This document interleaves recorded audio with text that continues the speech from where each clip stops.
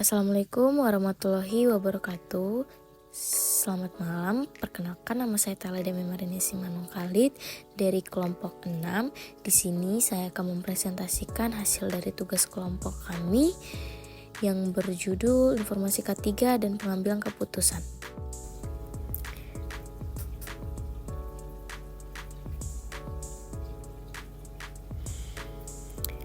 Di sini ada definisi, yang mana definisi itu yaitu mengambil keputusan dalam kesehatan dan keselamatan kerja atau K3 melibatkan evaluasi risiko, kepatuhan terhadap peraturan, pelatihan karyawan, dan penerapan tindakan pencegahan yang sesuai.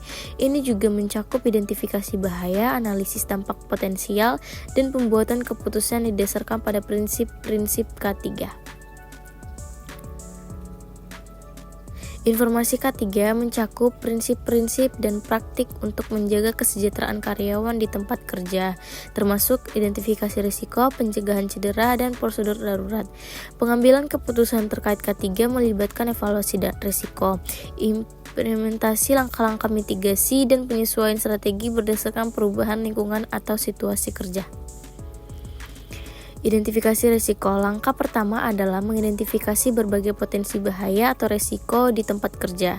Ini meliputi risiko fisik, misalnya mesin barat, bahan kimia berbahaya, risiko ergonomis, misalnya postur kerja yang buruk, risiko sosial, misalnya stres kerja, dan lain-lain.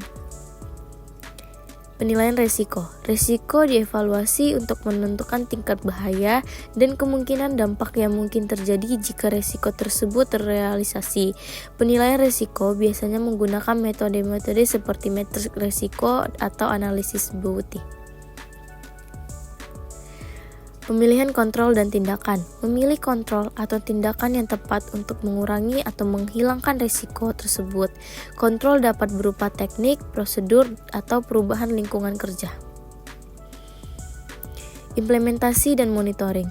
Setelah keputusan diambil, kontrol atau tindakan tersebut harus diimplementasikan dengan benar.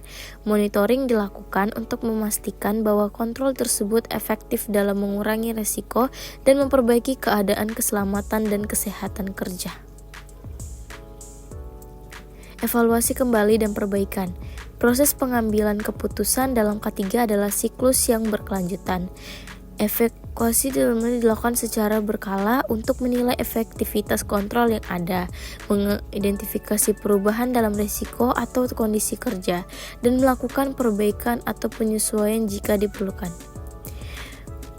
Di sini saya akan menjelaskan kesimpulannya, yaitu keselamatan dan kesehatan kerja atau K3 adalah aspek penting dalam lingkungan kerja yang bertujuan untuk memastikan keselamatan, kesehatan, dan kesejahteraan pekerja.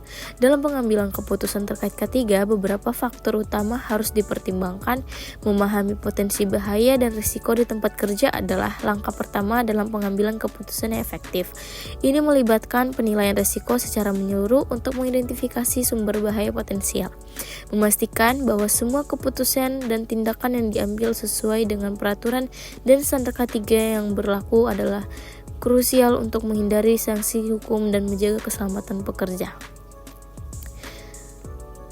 Baiklah, di sini saya telah mempresentasikan hasil dari kelompok kami. Jika ada kesalahan, mohon dimaafkan. Sekian dari saya, terima kasih.